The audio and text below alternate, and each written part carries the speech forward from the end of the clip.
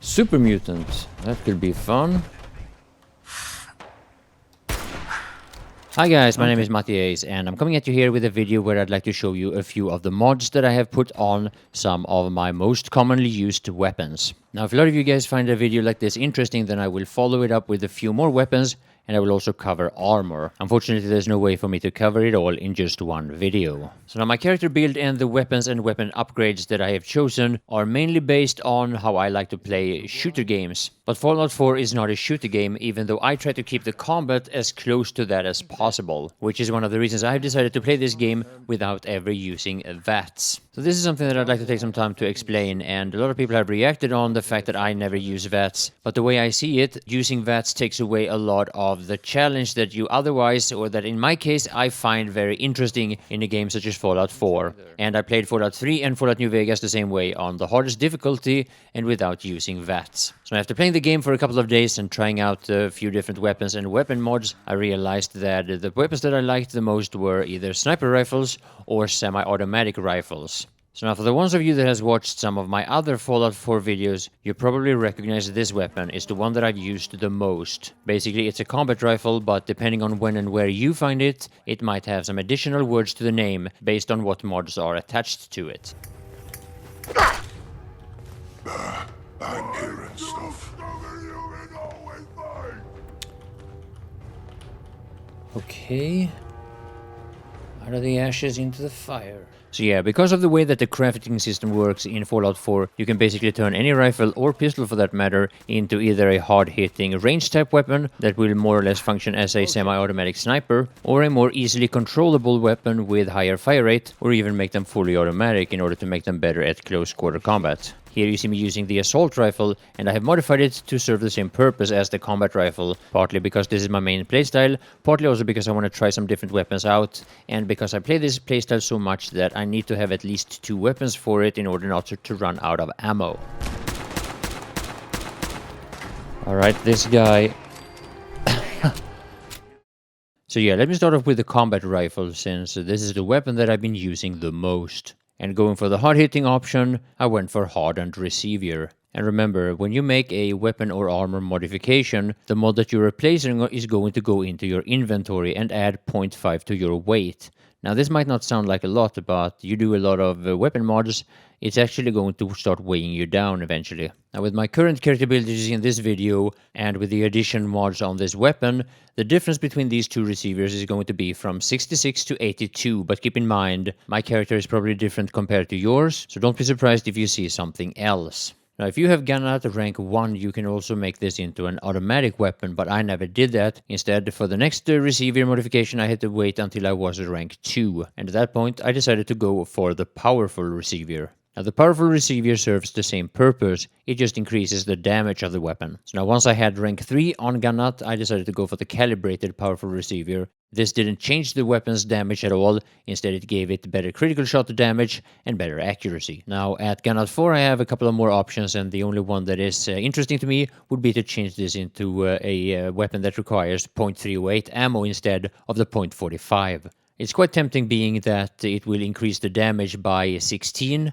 but I haven't decided whether or not I have enough .308 rounds to spare. Maybe I will if I stick to the .50 cal for my bolt action. So next up I want to talk about the barrel, and as you can see as I browse up and down here, the damage doesn't change at all. Instead, this is all about the weapon's handling. Now replacing one barrel with another will change either the recoil or the accuracy, or both. So if you want to have more of a run and gun type weapon that is good for close quarter combat, you're going to want a different choice than me. I worked my way up to long ported barrel for superior recoil, range and sighted accuracy. The drawback is of course the hipfire accuracy. So now with the stock it's a little bit different than the other modifications that I've shown you, because if you want to replace the short stock, which is the default and which is probably the one you will find, then you're not going to be able to do that until you are rank 3 gun nut. So if you are below that and you find a weapon that has this stock, then this weapon might actually be worth modding. And if you've started modding another weapon, you might want to sell this one or take the mods from that weapon, which you can do by, for example, putting back the original mods on that weapon again. As you can see, I'm using the recoil compensating stock, but that is not the obvious choice for a weapon like this. If you, for example, want to use this weapon more as a sniper rifle, then you'd probably do better with a marksman stock. But even more important in that case is probably going to be the scope. And I'll be talking about that after I show you the magazine. Now, the magazines are quite self-explanatory. You can start replacing it once you reach rank 2 on gun nut. Now, to be perfectly honest, I don't see the reason with quick eject. I have it because I can, but it really doesn't serve much purpose. In this game, as in Fallout New Vegas and Fallout 3, I prefer not to reload in combat. Instead, I try to switch to another weapon, and funny as it is, even if you have only one bullet left in the magazine, if you switch to another weapon and then switch back again, it will be fully reloaded. This is of course just a glitch and a bit of an exploit, but the problem with Fallout 4 is that unlike in Fallout New Vegas, you can't cancel reloading except by switching weapons, so you might as well switch right away. Now, I would have hoped that sprinting while being in the reloading animation would cancel reloading, but not in this game, unfortunately. So last but not least, the sight or the scope. And in my case, it's a sight. I use the reflex sight dot, and when it comes to anything that is a one-time magnification, I think this is the best in the game. As far as I know, as far as I've seen, this is the best one. Now keep in mind that whatever scope or sight you're using, this is a matter of taste. And I have always been a player that shoots a lot at the mid-range and longer mid-range and even very long range, even with a one-time scope or one-time magnification sight. Now it's perfectly understandable if you have a similar playstyle to me, that you would like to go with a scope instead, a scope that has more magnification. Problem is that as your opponents are getting closer to you, you're going to suffer a little bit with that, but if you maybe have another weapon that you will switch to the moment that happens, then you're probably better off using a scope anyway. The only negative thing about this reflex sight is that I haven't been able to attach it to any of my other favorite guns for close to mid-range combat.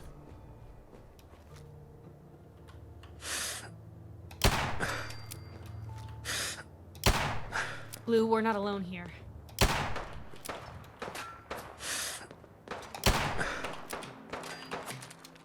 Now, one of the things that I've noticed with a lot of weapons is that I'm having a little bit of a hard time being able to see my enemy in combat.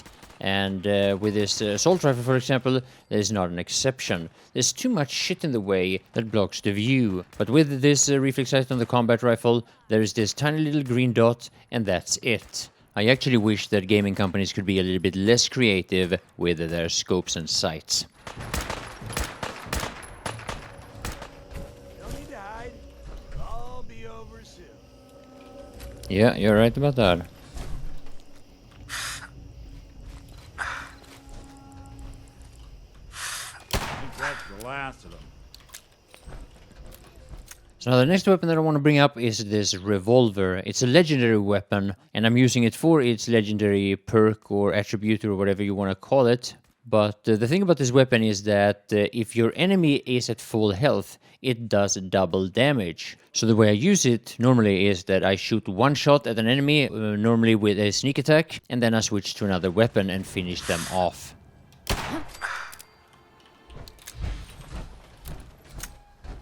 Sometimes, or quite a lot of times actually, this weapon is a one-hit kill. And keep in mind, I don't have any points set into the ninja perk. As a matter of fact, my agility is too low for it. But with the double damage that this pistol does on a full health target, combining that with a sneak attack, it kind of serves the same purpose as the ninja perk. So let me show you a few more examples of what it has looked like as I've been using this weapon so far.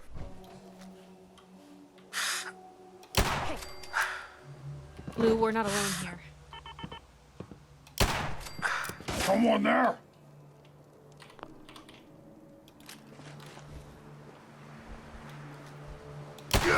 Blue, we're not alone here.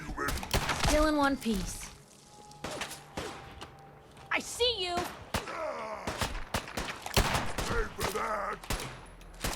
Should have backed down. So I named this weapon Matti's first shot pistol because that's how I use it. And unlike with the rifles, upgrading this pistol doesn't present you with the same amount of options. So now if you haven't spent any points into the gun nut perk, you can still upgrade the receiver to a hardened receiver. Now for the powerful receiver, however, you need rank 3 and rank 4 for advanced receiver. Now the advanced receiver is the only thing that changes anything else than the damage. Now the way I've been using it so far, it's not all that important, but with a slow fire rate pistol, it still is quite nice to be able to shoot a little bit faster. Now for the next upgrade, if I remember correctly, I think this weapon came with the sub-nose barrel, which is the shortest version, and it improves your hip fire at the expense of range and sighted accuracy. Now I already had gun 3 when I got this gun, so I decided to replace the sub-nosed barrel with the bull barrel right away. Now there are 2 grips to choose from. It's the standard one and the comfort grip. And just like with a lot of mods for this pistol, the comfort grip is just a straight upgrade. So there's no reason not to choose it.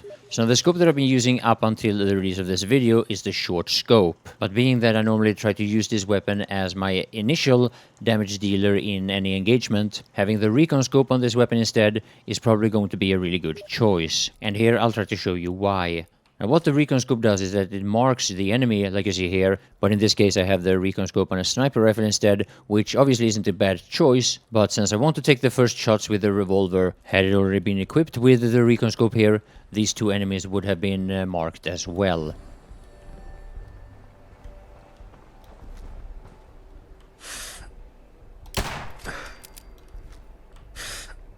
Hey, something's out there.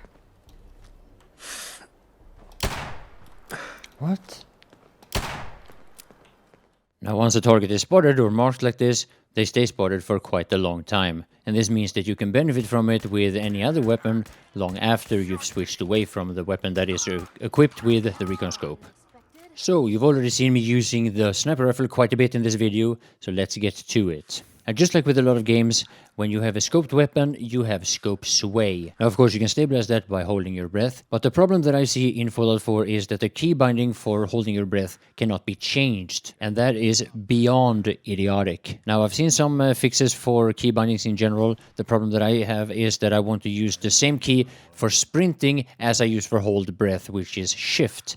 And since I'm used to that from a lot of other games, I would like to have that in this game as well. But I'll talk more about this in an upcoming video. Now, sniping in Fallout 4 is very popular, and for good reasons. There are lots of players who build their whole characters based on this very playstyle. Now, I think that sniping in Fallout 4 is a lot of fun as well, but even though I do a lot of sniping with this character, the character build that I'm playing with here is definitely not a sniper build. My idea with sniping is, like I mentioned with the revolver, is to deal some initial damage with the sniper rifle in order to finish them off with a semi-automatic. But every once in a while a situation like this presents itself, and it's a lot of fun to just go ham with the bolt action.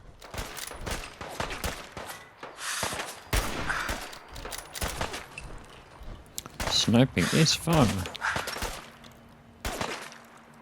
You got guts. Well, had guts.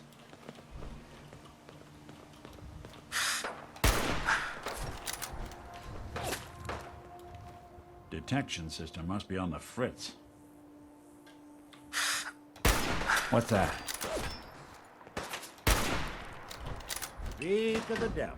Coast looks clear. Yeah.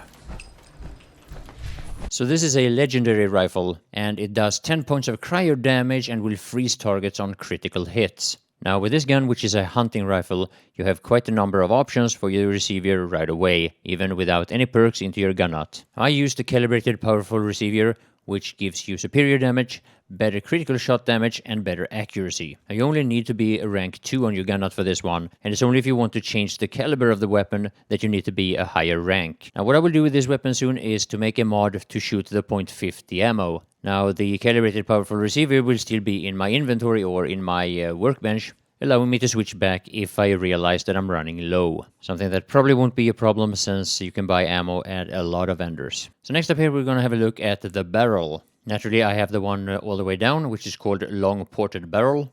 And as you can tell, the short light barrel will help you increase your hipfire accuracy. The other ones are about the range, sighted accuracy, and recoil. Now so far I have had no reason to make a hunting rifle into something else than a bolt action sniper rifle, just a standard sniper. But obviously you can, should you want to.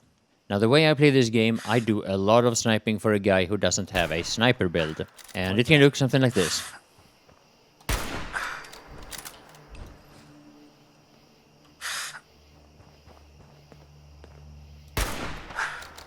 I don't think we're alone.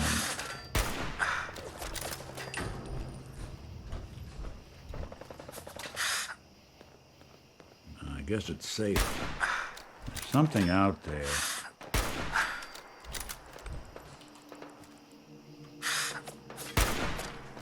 Someone's coming. Come on out. I'll make it nice and quick. Whatever it was, it's gone now. Whatever it was, it's gone now.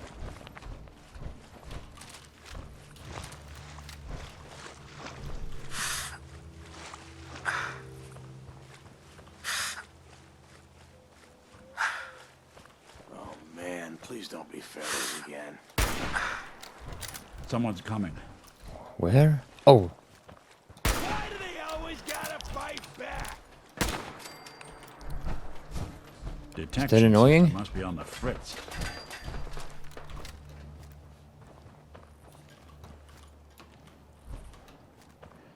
now normally combat doesn't look like this for me. Mostly I just shoot a few bullets with the sniper rifle in order to switch to either the assault rifle or the combat rifle and finish the opponents off. Did good. Oh shit.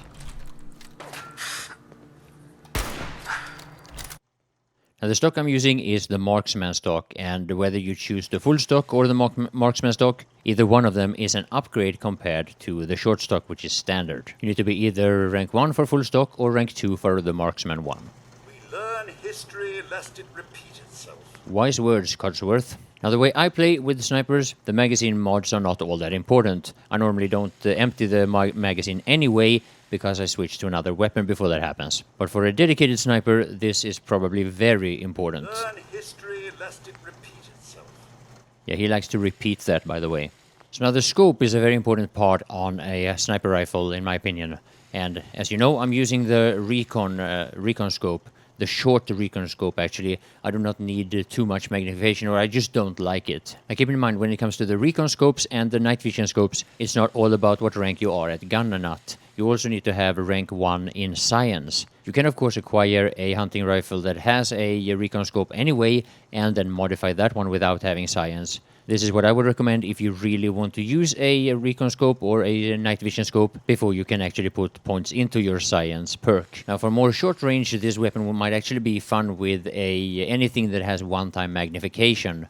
But if you want to just have a regular scope that makes it into a sniper rifle, you know, a regular sniper rifle, you don't need either science or gun nuts to do so. Now last up here we have the muzzle, and I have decided not to change this or mod this, and that's because I don't really see the point. Now with the bayonet, of course, it allows you to do a better bash, but I'm not really going to bash with the sniper rifle. And the compensator, the muzzle brake, will improve your recoil, but with a bolt action, I don't really care about the recoil actually. And so far I haven't really cared about being sneaky after my first shot. I want my opponents to see me, and I want them to come fight me because I like that kind of combat. I'm afraid that the suppressor would take away a lot of the fun from the game for a player like me.